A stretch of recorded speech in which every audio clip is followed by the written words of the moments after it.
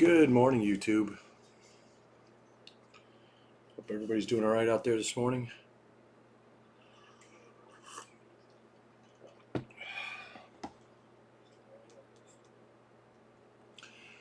We're working on a novel version of my screenplay, actually a teleplay, technically. And the story's called Another Man's Grave. The logline.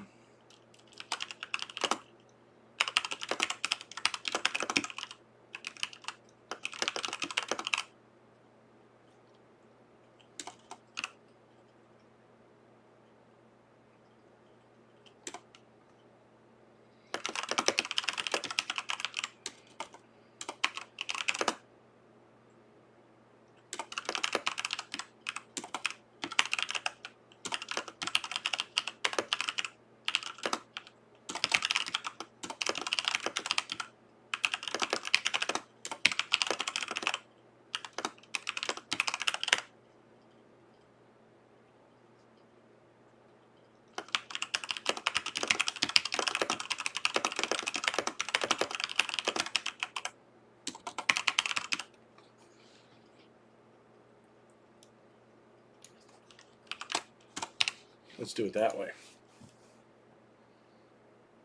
So there you go. In case you're wondering what this story's about, that is the logline.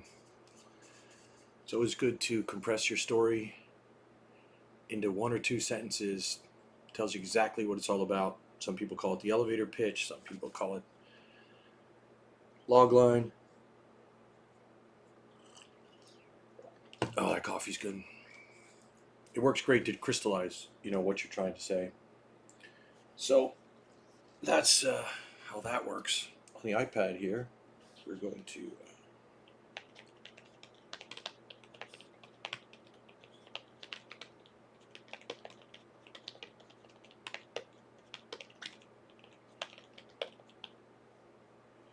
we go. All right, now you know what's going on. And here it is. But we'll see what happens as we work our way through writing this story. As you can see, chapter 1 has been written, so we're going to go through chapter 1 here, do a little light editing this morning first thing. Make sure we're telling the story we want to tell.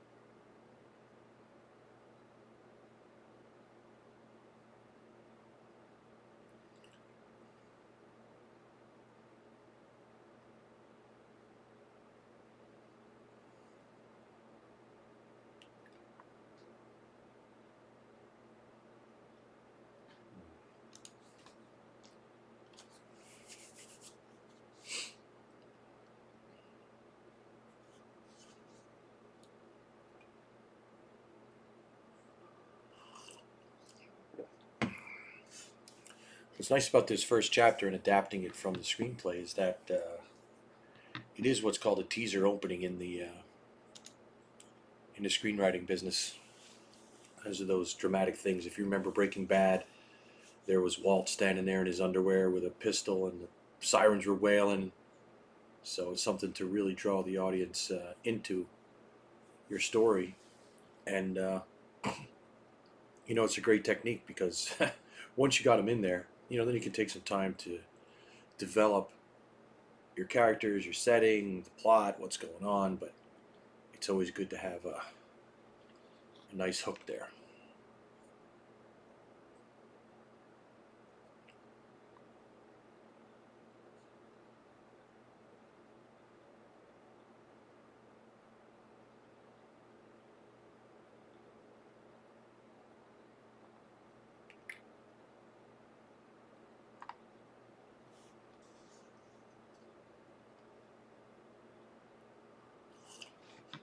And this is why you have to edit, because you always find little mistakes like this.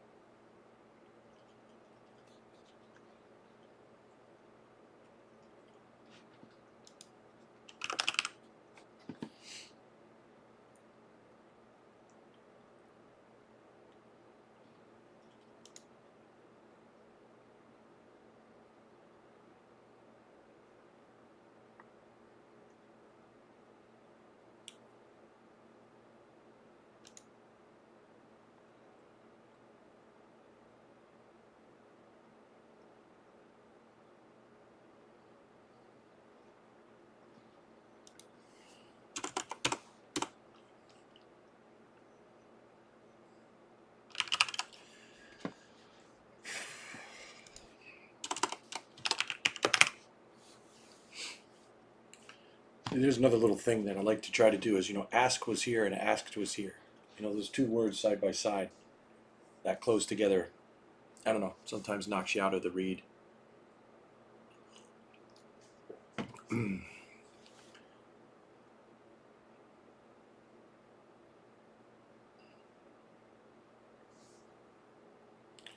it is again.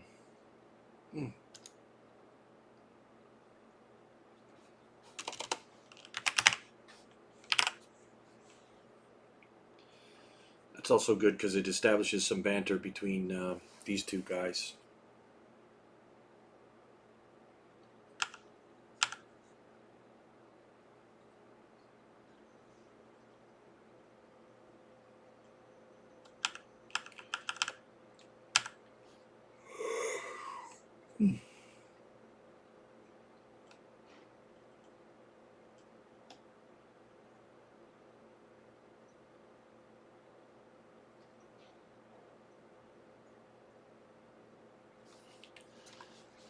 Let's see. Let's change this. It is a familiar sight. It's also a familiar sight.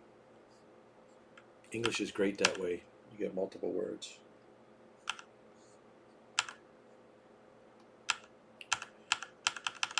Multiple meanings in the same sounding word, that is. There's a term for that.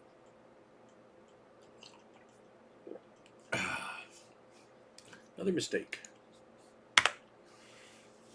This is why you have to always let your stuff sit a while, go back and read it. Just don't do it too much, because then you start missing mistakes. That's another problem. Too familiar with the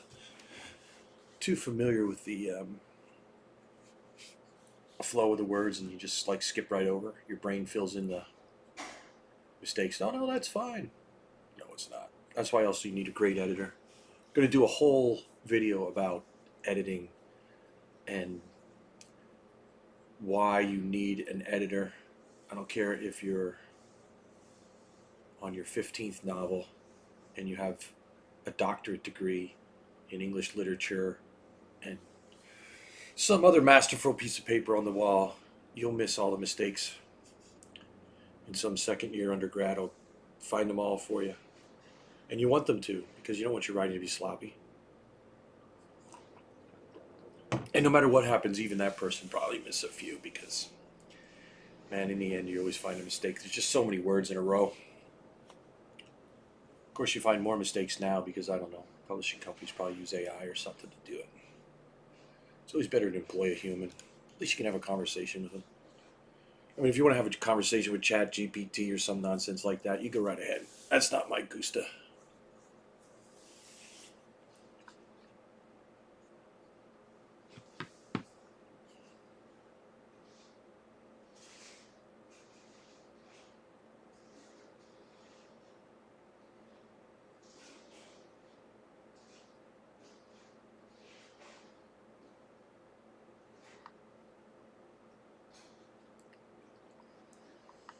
Our man Gonzalo here, he's in for a rough ride in this story, man.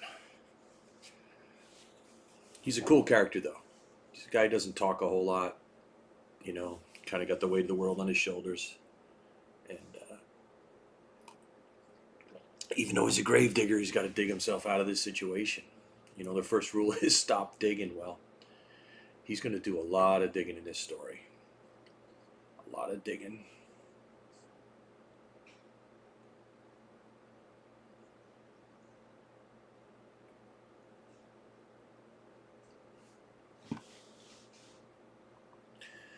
I'm not sure if this is capitalized or not. My grammar skills are actually quite weak for somebody who wrote 6 novels. That's embarrassing, to tell you the truth, but like I said, you always want to have an editor. You always want to have another set of eyes who checks your stuff.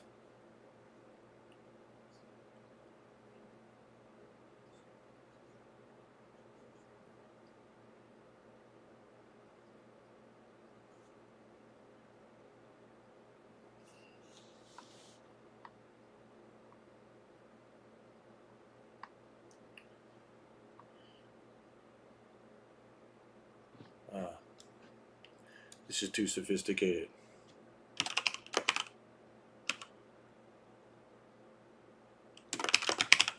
guys give orders. They're thugs.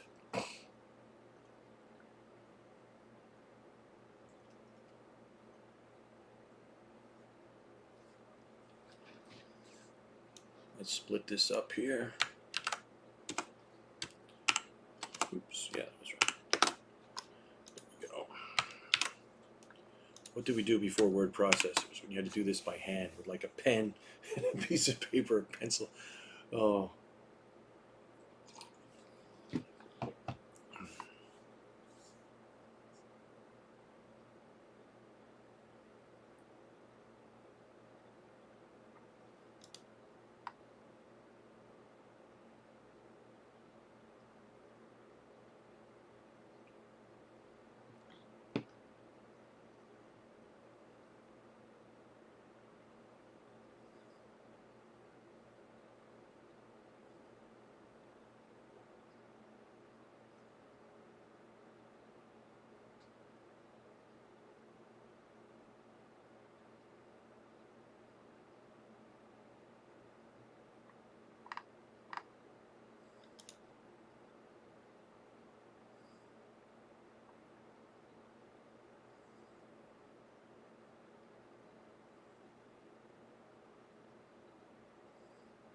I don't think we need to say pickup truck. I think the whole world knows what a pickup is, especially when it's followed with the word parked.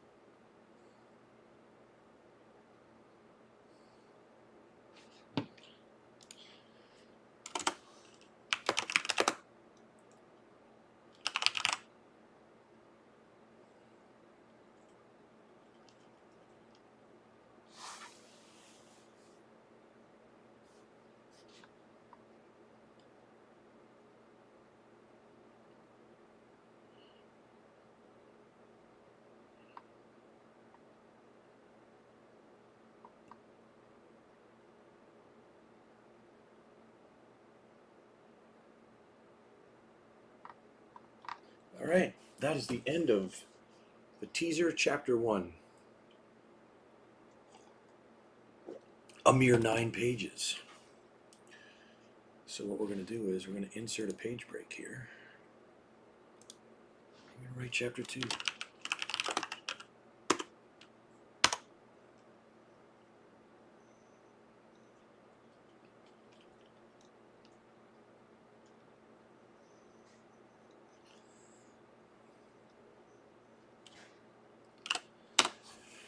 And we left it hanging. I mean, it's obvious to us writers that we know Gonzalo can't die because he's our lead character.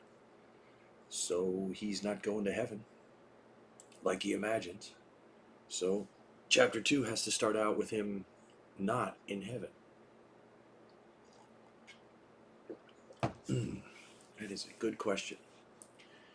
And so where are we going to do this? Let's see. I know where I'm going to put him. I'm going to put him in the garage at the cemetery, where he keeps the backhoe and all the tools and everything for mowing grass and fixing his machinery, his backhoe for digging graves, weed whackers, stuff like that. And he's got Miguel's wallet.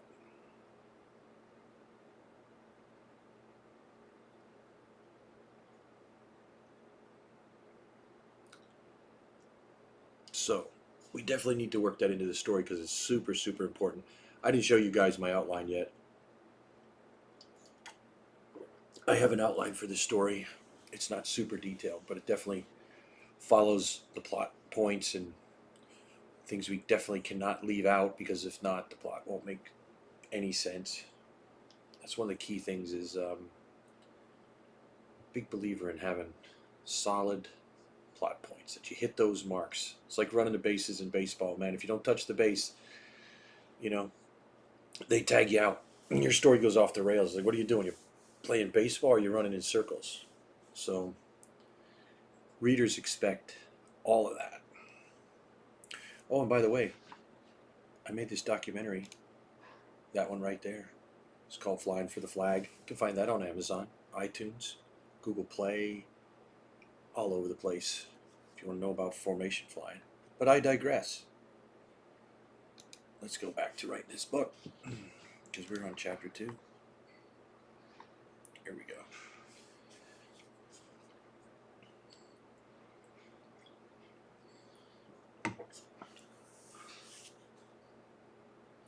All right, let's pour some more coffee, because coffee is good.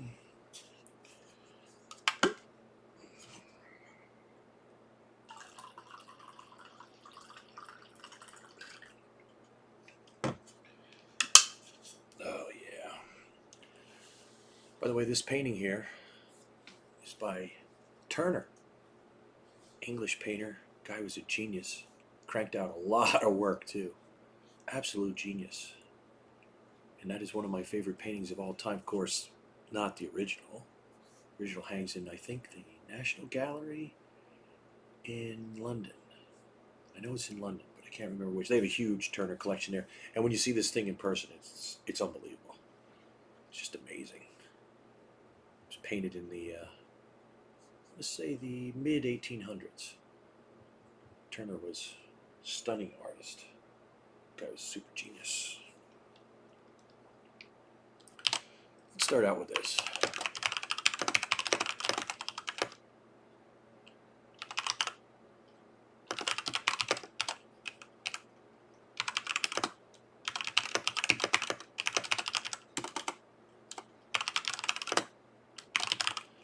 I wonder if heaven is capitalized. That's a good question. Let's capitalize it.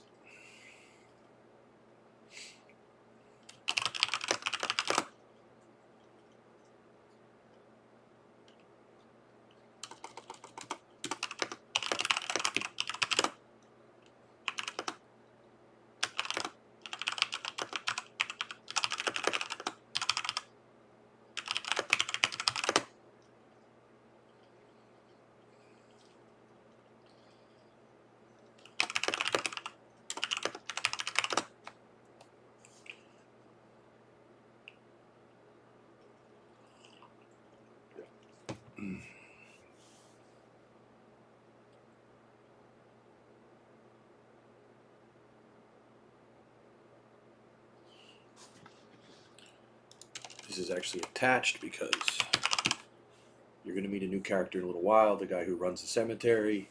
He comes and goes, and there's a doorway that connects the office to the garage. Think like one of the old gas stations, remember? Used to be able to go from the work bay areas into the little office that they had in the front, where I'm talking a long time ago when you used to have to go in and pay for gas. Today we do it with a credit card and you pump your own gas, which is kind of pathetic when you think about it. But that makes it cheaper.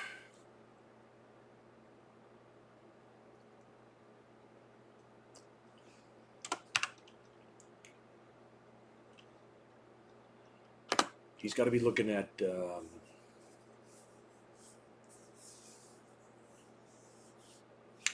he's got to be looking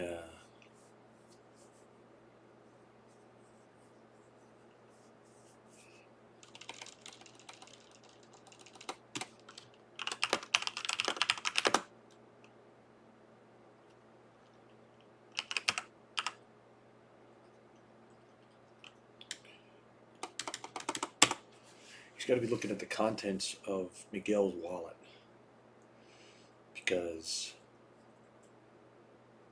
spoiler alert, he's going to be assuming that identity eventually.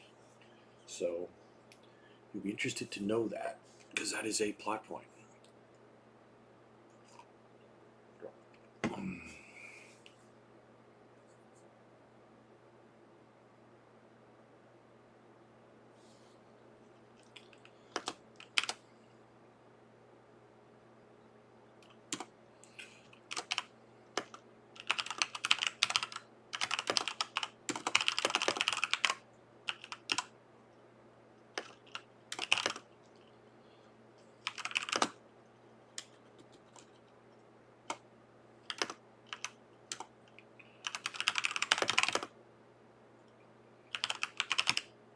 That's a shitty sentence.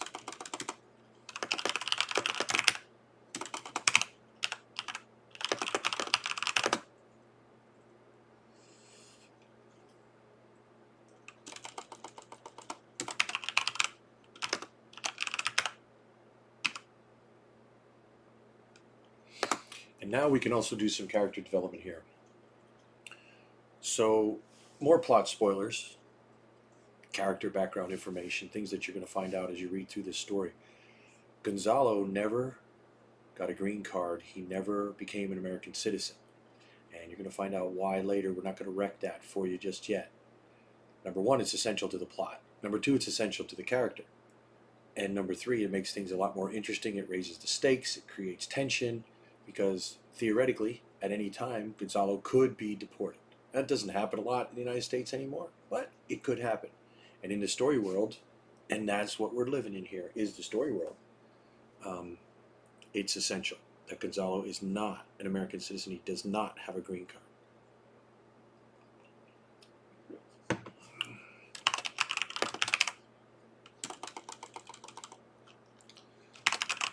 And this paragraph will probably get rearranged after we get all the information out that we want to talk about here.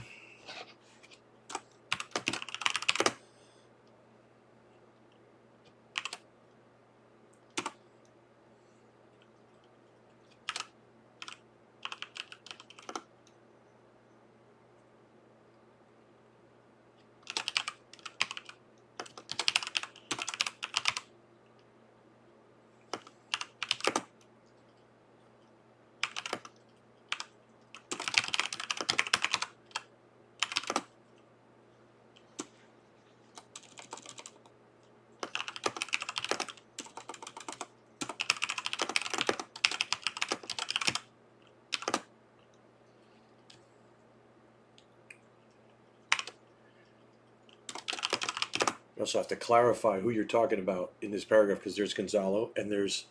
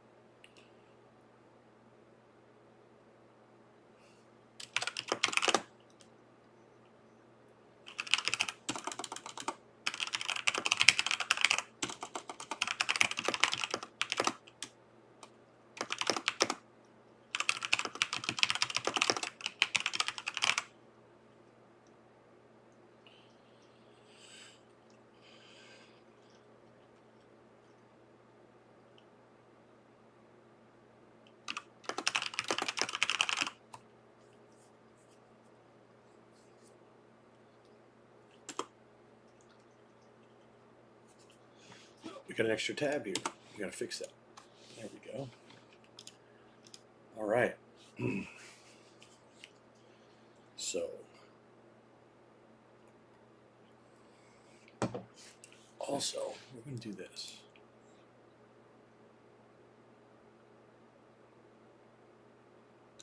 Okay. Let me keep autosave on for at this stage.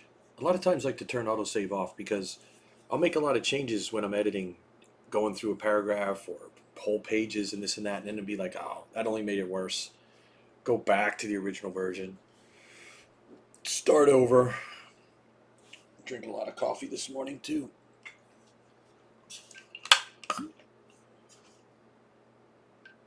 Coffee's good. Makes you smarter. When you drink bourbon, I get smarter. So think about that.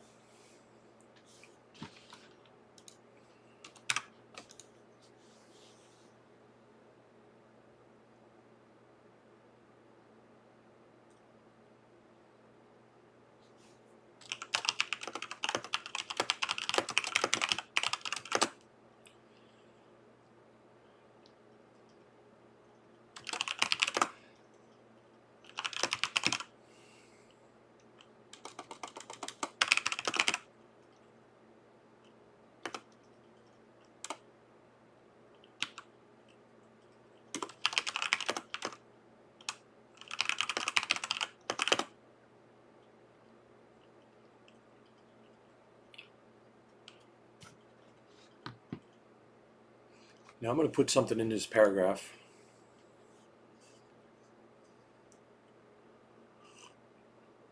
Now I changed my mind. I'm not going to put that in there. Miguel and his wife have a restaurant in Philadelphia where the story is set, as you see here in this paragraph right here. Philadelphia. See that?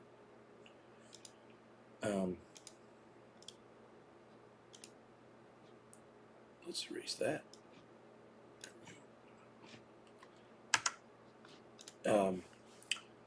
They have a restaurant, which is going to show up also very, very soon in this story. As you meet the super bad guy who you still haven't met yet, officially. I mean, he did the dirty deed there at the cemetery with Miguel, but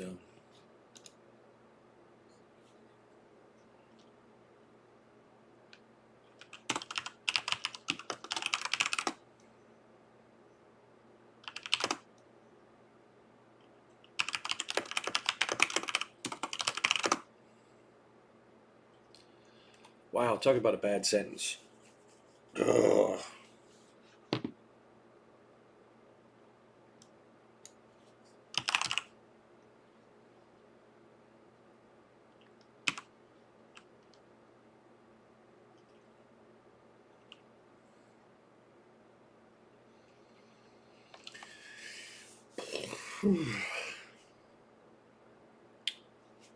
I hate bogging down in this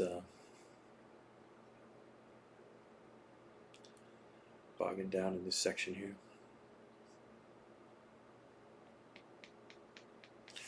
But that is the nature of the beast.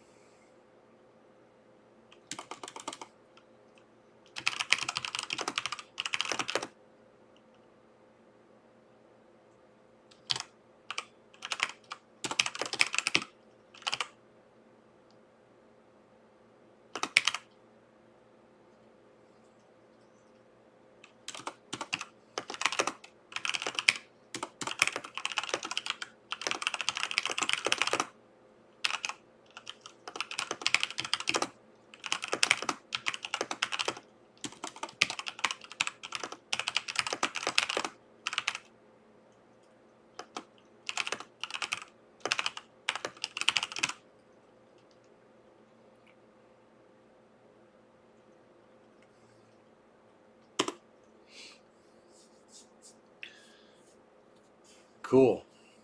That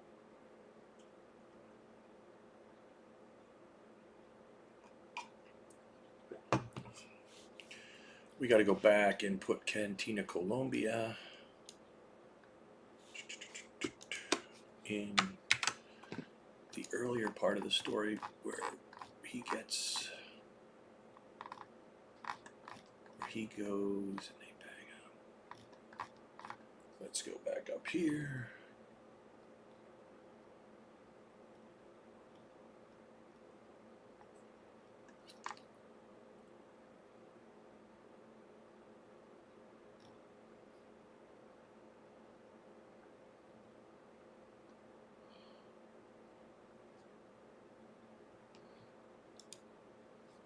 Here.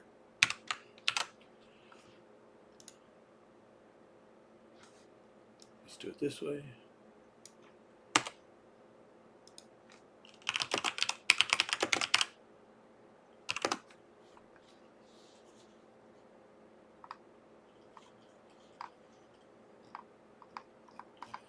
And now we go back to where we were.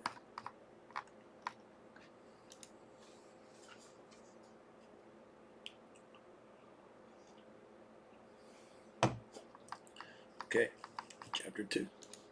Smoking today, moving right along.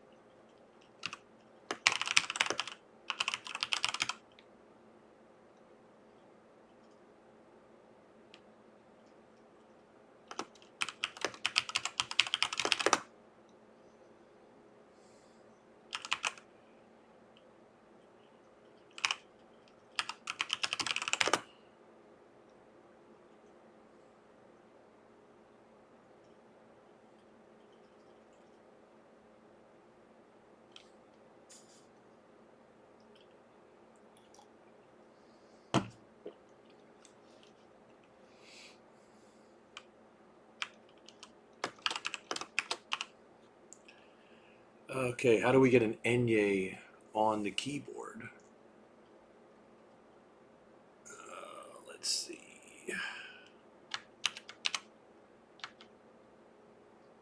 How do we get a keyboard character?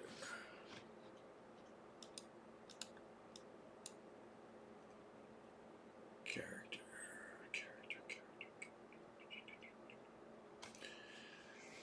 Does anybody know the keystrokes to get an enye?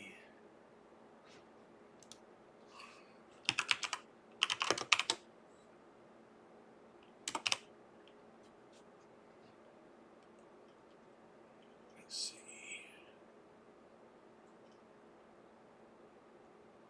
That's not very helpful. Let's try this. This will be very exciting. Here we go.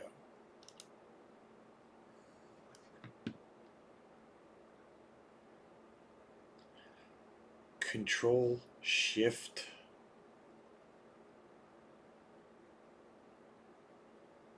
letter. Okay, so let's try that.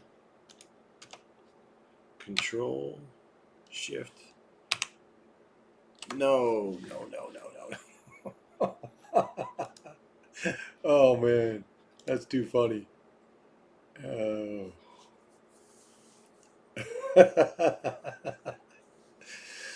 Oh man, that just did the whole freaking. It just did the whole line. Oh, how do you undo here? I forget. Oh. Okay. We'll worry about that later. Oh man.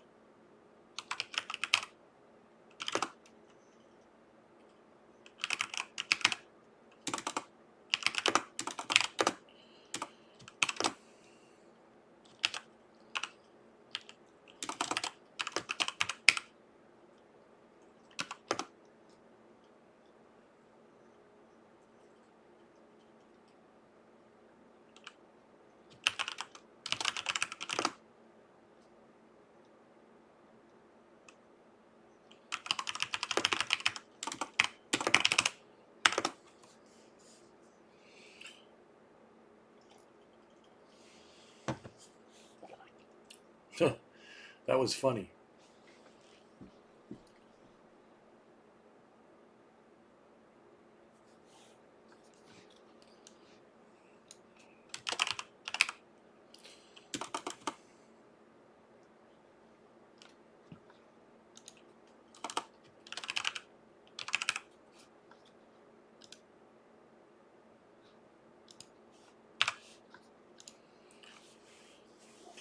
Mm.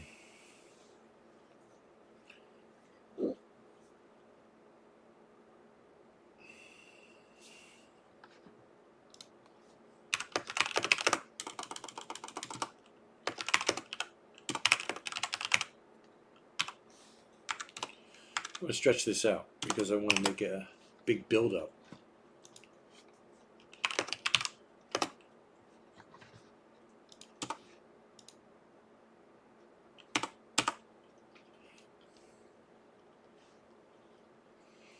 That bothers me that I don't have that enye there because it looks so bad. I speak enough Spanish to get it right. It is not on this keyboard, man. Here it is. To type a lowercase character using a combination that includes the shift key, hold down the control, shift plus symbol keys simultaneously, then release them before. Oh, so I was stupid and did it incorrectly.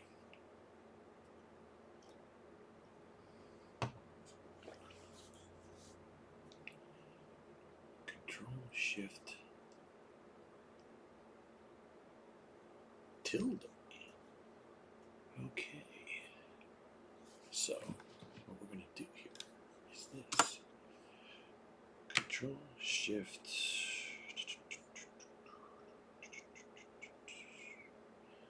Let's see. Oh man.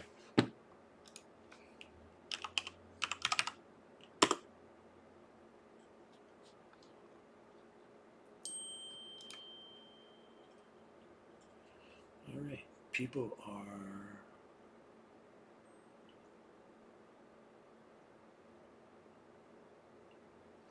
I don't have that on this keyboard, man.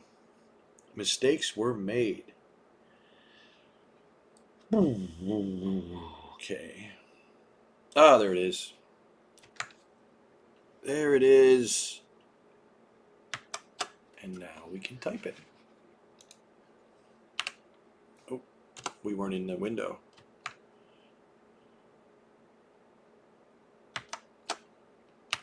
Yeah, look at that. Oh, it's amazing what you can do when you open up the help box, right? It's embarrassing I didn't do that. I know how to do it on the Mac. It's a little easier. I'm on a PC here, and this version of Word is actually unfamiliar to me, which is strange because you would think that they'd be much closer together. Anyway, moving right along. How about some more coffee? Yeah, we're guzzling. We're guzzling.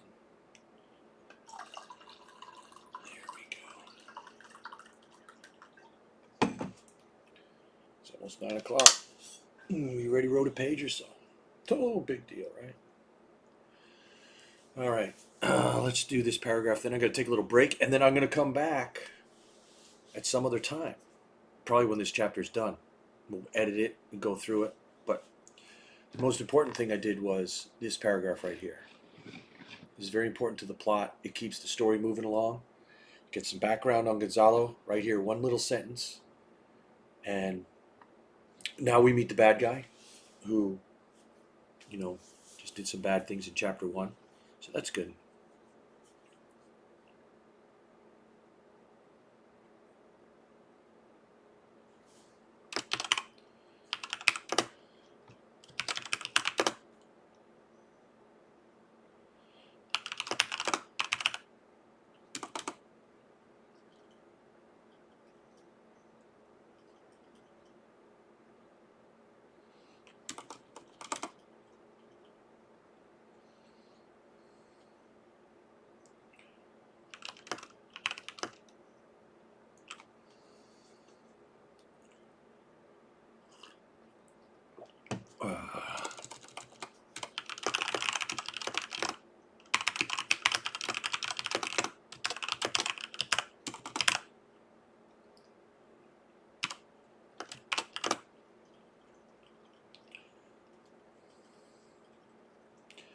And now we're going to do a flashback to how Gonzalo got up out of the hole, right? Because you're like, okay, chapter ended, and we get some of this background information. How did we get into the garage where he's sitting right now?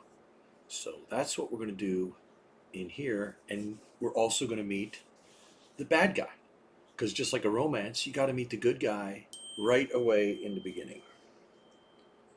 So somebody's texted me.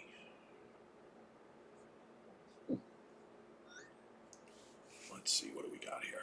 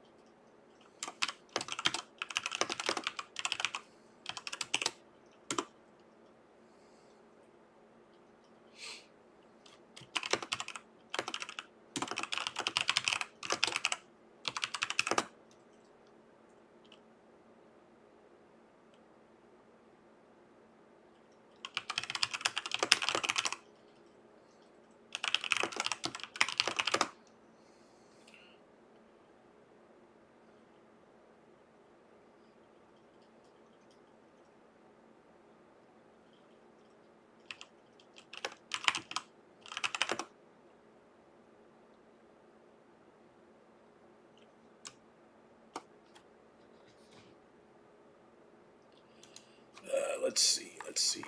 Write myself into a corner. I want to do some character development in this paragraph.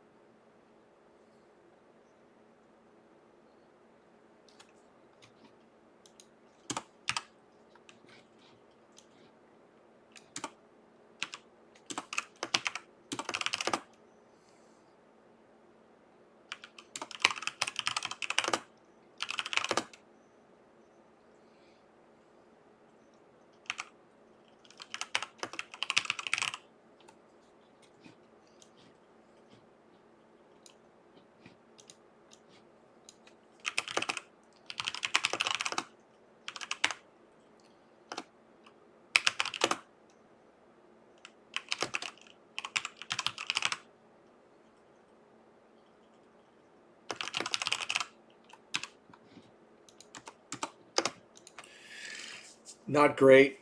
That's not great writing there, but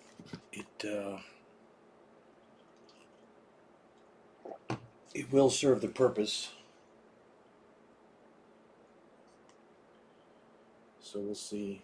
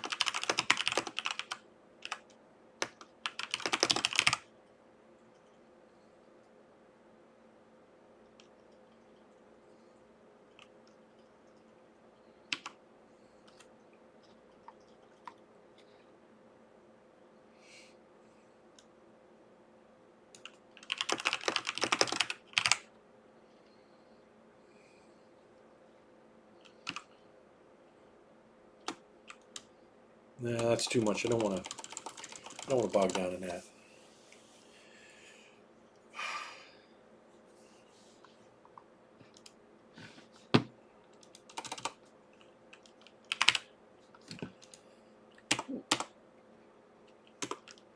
Hmm.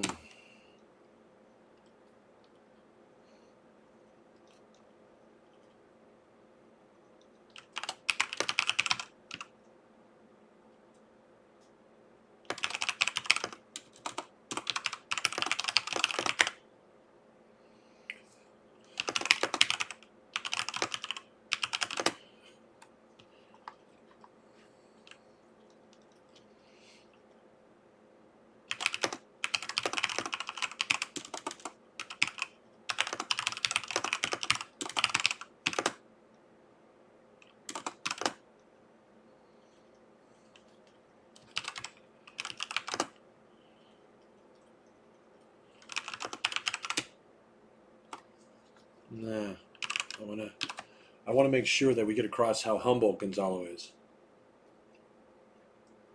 because he is a super humble guy, and he has to rise above that. That's one of his character traits that holds him back from, well, from survival, but also from he's got a lot to overcome here if he's going to make it through this story.